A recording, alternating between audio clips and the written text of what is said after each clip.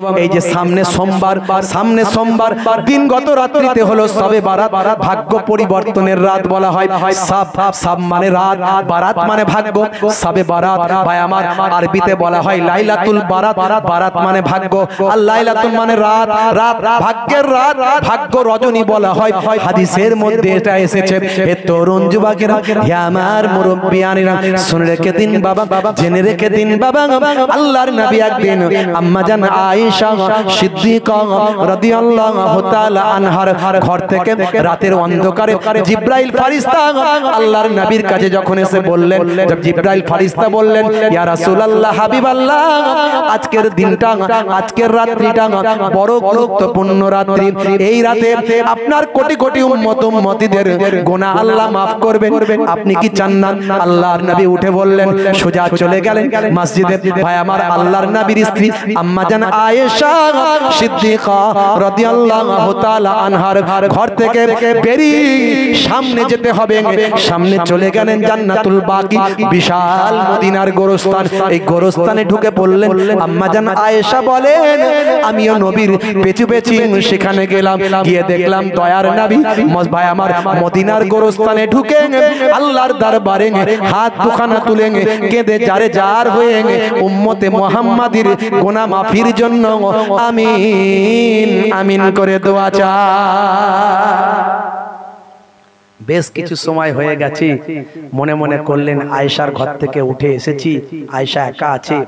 নবী আমার ভাই আমার চলে গেলেন। চলে গিয়ে আয়েশা তখন ছুটে ছুটে যাতে নবী না দেখতে পান, ছুটে ছুটে গিয়ে বাড়িতে হাঁপাচ্ছেন। আল্লাহর নবী বলেন, আয়েশা হাঁপাচ্ছ কেন? তুমি কি ভাবছো আমি তোমাকে দেখিনি, আমি তোমাকে জানতে পারিনি? তুমি আমার পেছু পেছু গিয়েছিলে।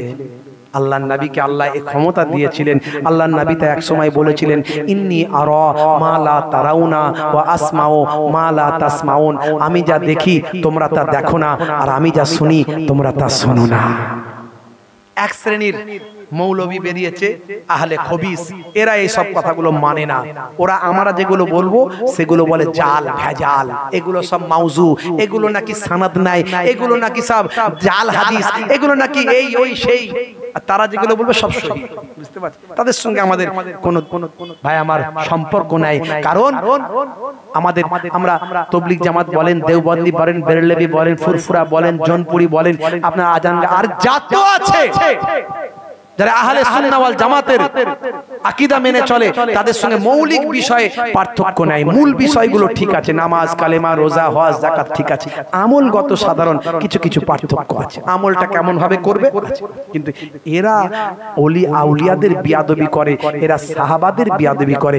সাহাবাদের সম্পর্কে এরা বলে যে হযরতে ওমর ফারুক তিনি ছিলেন বেদাতি, বলুন না নাউজুবিল্লাহ। হযরতে ওসমান জিন্নুরাইন ছিলেন বেদাতি, বলুন না নাউজুবিল্লাহ। এই নবীর সাহাবাদের সম্পর্কে কটূক্তি করলে ঈমানদার থাকবে না।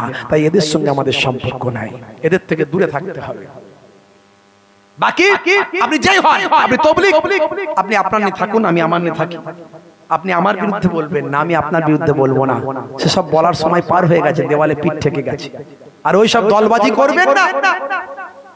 মুসলমান, আপনার যেটা ভালো মনে হয়েছে আপনি করছেন, করুন। হে তরুণ যুবকেরা, হে আমার বন্ধুরা, আল্লাহর নবী হযরত আয়েশা সিদ্দিকা রাদিয়াল্লাহু তাআলা আনহাকে বললেন, ও বিবি আয়েশা, আজকে তোমার ঘরে থাকার পালা। যদি তুমি অনুমতি দাও, আজকের রাতটা বড় গুরুত্বপূর্ণ রাত। আজকের রাত্রিতে আমি একটু আল্লাহর দরবারে আমার গুনাহগার উম্মতিদের জন্য আল্লাহর দরবারে একটু মোনাজাত করি, একটু সালাতে দাঁড়াই, একটু নামাজে দাঁড়াই, আল্লাহর দরবারে একটু জারি করি। আম্মা জান আয়েশা সিদ্দিকা রাদিয়াল্লাহু তাআলা আনহা বলেন, ইয়া রাসূলুল্লাহ, হাবিবাল্লাহ, নিশ্চয় আমার এতে কোনো আপত্তি নাই।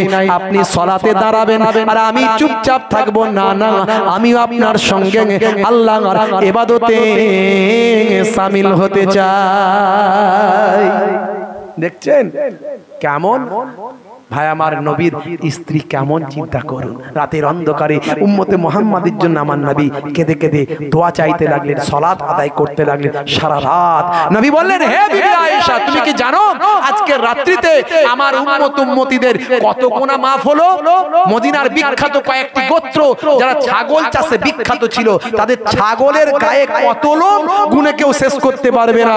আমার নবী বললেন, বিবি আয়েশা, ওই লোম সমান লোমের পরিমাণ কত লোম কেউ গুনতে পারবে না, কত পরিমাণ আমার গুনাহগার উম্মতীদের আল্লাহ জীবনের গুনাহ মাফ করে দিলেন। জোরে হবে না? সেই নবী কত কষ্ট করেছেন আমাদের জন্য, আর আমরা সেই নবীর জন্য সুন্নতটুকু রাখতে পারি না। নবীর জন্য একটু ভাই আমার, নবীর খিদমত, নবীর দ্বীনকে প্রতিষ্ঠা করার জন্য, নবীর দ্বীনকে মজবুত করার জন্য আমরা নিজেরা নামাজ পড়তে পারি না, আমরা মসজিদে যাই না, আমরা রাসূলের সুন্নত মেনে চলি না। বন্ধুরা আমার, নামাজকে বলবেন না কাজ আছে, বরং কাজকে বলুন নামাজ আছে।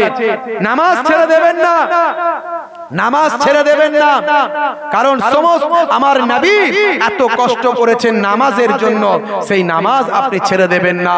নামাজের জন্যই আমার নবীর এত অত্যাচার সহ্য করতে হয়েছিল।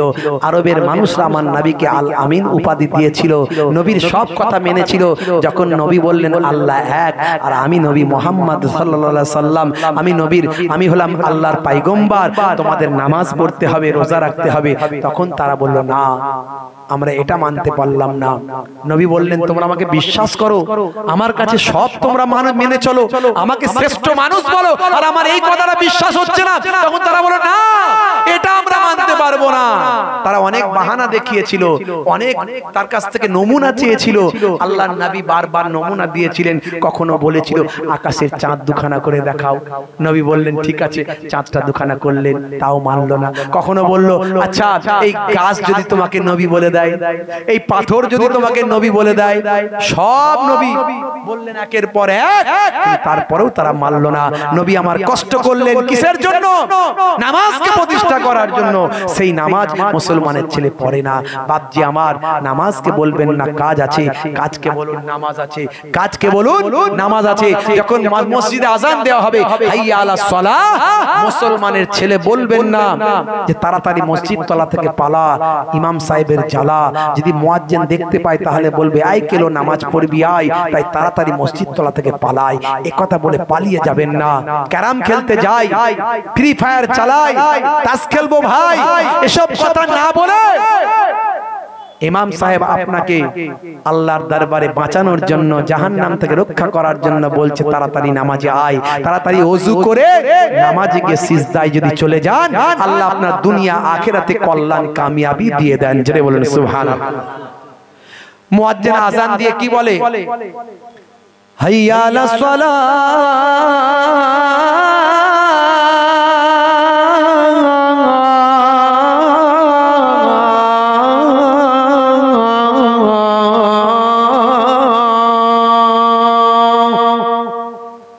মুয়াজ্জিন বলে এসো নামাজের দিকে এসো, এসো এসো এসো নামাজের দিকে এসো। আল্লাহ বলে বলে দাও, ডাকো ডাকো সবাইকে ডাকো, নামাজের দিকে ডাকো। আমরা তো লাভ ছাড়া কিছু বুঝি না, লাভ ছাড়া বুঝি, আল্লাহ জানে। তাই আল্লাহ বলছে মুয়াজ্জিন বলে দাও এদের লাভ হবে, বলে দাও লাভ হবে, লাভ হবে, বলে দাও। তাই মুয়াজ্জিন কি বলে? হাইয়া আলাল ফালাহ,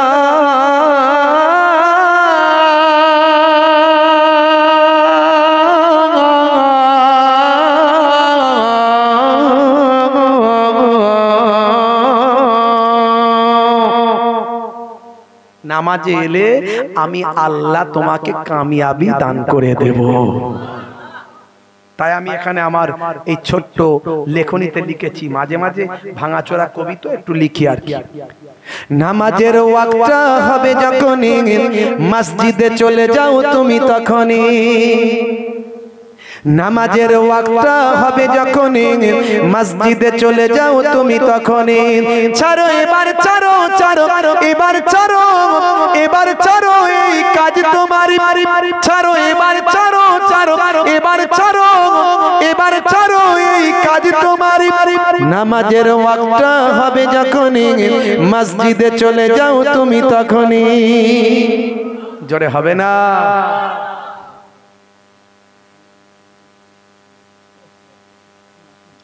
তাহলে আপনি বলবেন ফের আর আমার দেরি হয়ে যাবে ওখানে যে লোক ফজরের সময় ঘুমিয়ে থাকি জোহরে কি দেব কাজে ফাঁকি ফজরের সময় ঘুমিয়ে থাকি জোহরে কি দেব কাজে ফাঁকি রাখো এসব রাখো রাখো এসব রাখো এসব রাখো কথা তোমারি রাখো এসব রাখো রাখো এসব রাখো এসব রাখো কথা তোমারি আসর আর মাগরিব হালা করি দোকানার আড্ডায় সময়টা দি হুজুর কি করব বলুন দিনের বেলা খাটাখাটনি করা শরীর ফজরের সময় কোনটা দিয়ে আজান হয় নামাজ পালিয়ে যায় কিছু বুঝতেই পারি নাই আর জোহরের সময় কাজ না করলে খাবো কি আপনি নামাজ পড়তে বলছেন নামাজ পড়বো না কাজ করব আর আসর আর মাগরিব সারা দিন খাটাখাটনি করা শরীর বলুন না হুজুর কাজ করে আর নামাজ পড়তে ইচ্ছা করে বিকাল বেলা একটু মাইন্ড ফ্রেশ করি মাইন্ড ফ্রেশ মানে কি ভাই একটু চায়ের দোকানে চলে যাই চায়ের দোকানে এখন 3-4টে কাউন্টার একটা ক্যারামের একটা তাসের একটা আপনার জুয়ার একটা হলো টিভির আছে না নাই আপনার দিকে নাই মনে হয় এদিককার লোকেরা সব ভালো সব 5 ওয়াক্ত নামাজ পড়ে ও সব কিছুই নাই কথা ঠিক না ভুল রাগ করবেন না ভাইরা আমার তরুণ যুবকেরা আমার হুজুর সারা দিন খাটাখাটনি করা শরীর তো একটু মাইন্ড ফ্রেশ করতে যাই আসর বেলা এই বিকাল বেলা এই মাগরিব পর্যন্ত একটু মাইন্ড ফ্রেশ করি একটু তাস খেলি বুঝতে পারছেন তো আর এসার সময় বাবা কি করো হুজুর ওই যে এলাম না ঘরে এসে ক্লান্ত হয়ে গেলাম আর খেলাম আর ঘুম পেয়ে গেল ঘুমিয়ে গেলাম ভালো উদাহরণ আল্লাহকে বলে দেবে হ্যাঁ আল্লাহকে বলে দিলে আল্লাহ হ্যাঁ বা ভালো যুক্তি দিয়েছো ঠিক আছে ফজরের সময় ঘুমিয়ে থাকি জোহরে কি দেব কাজে ফাঁকি রাখো এসব রাখো রাখো এসব রাখো এসব রাখো কথা তোমারি আসর আর মাগরিব হালা করি দোকানার আড্ডায় সময়টা দি আসর আর মাগরিব হালা করি দোকানার আড্ডায় সময়টা দি মরলে তোমাকে যেতে হবে মাটির নিচে ঘর তোমারি নামাজের ওয়াক্তটা হবে যখনই মসজিদে চলে যাও তুমি তখনই বলুন ইনশাআল্লাহ বলুন ইনশাআল্লাহ এশার সময় ঘুমিয়ে পড়ি শরীরটা ক্লান্ত মেলিয়ে দি এশার সময় ঘুমিয়ে পড়ি শরীরটা ক্লান্ত মেলিয়ে দি না না এসব বলো না এসব বলো না এসব বলো না বান্দা তুমি না না এসব বলো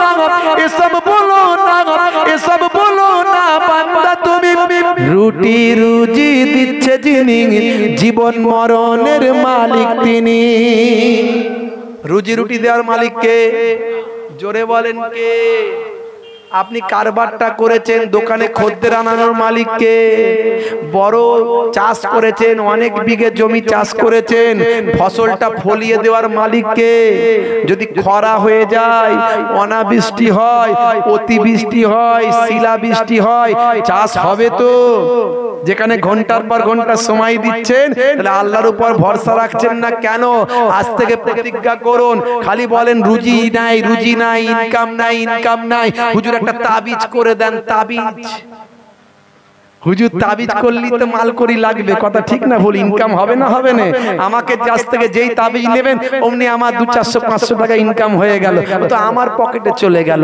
আপনার লাভ হলো কিনা আমি জানি না কিন্তু মনে রাখবেন আমি যদি তেমন হুজুর হই আমি জিজ্ঞাসা করব বাবু তাবিজ তো করে দেবো আল্লাহর কালাম লিখে দিলে এটা হলো তাবিজ আর যেটা তামিমা কিছু লোক বলে হারাম হারাম ওটা হলো তামিমা কোন জিনিসটা আলাদা আল্লাহ নাম ব্যতীত অন্য নামে যেটা দেওয়া হয় বা ধুল ঢাল এটা ওটা ইট পাথর আপনার আংটি মাংটি পাথর মাথর হাবি যাবে এগুলো হলো তামিমা এই এক শ্রেণীর এই খবিস আছে তারা এই তাবিজ আল্লাহর কালামটাকে অস্বীকার করে তারা হক কথাটা বললেই তো হয় যে বাবা নামাজ না পড়লে তাবিজেও কাজ হবে না এটা বললে ক্লিয়ার ওরা তাবিজের বিরোধিতা করে ডাইরেক্ট কিন্তু নবীর হাদিস থেকে ডাইরেক্ট প্রমাণ আছে তারা চ্যালেঞ্জ গ্রহণ করলে আমরা চ্যালেঞ্জ গ্রহণ করতে পারি তামিমা আলাদা তাবিজ আলাদা সাহাবায়ে কেরামরা ফুক দিতেন আল্লাহর কালাম পড়ে অসুস্থ রোগীদের বাচ্চাদের ফুঁক দিতেন। দোয়া মুখস্থ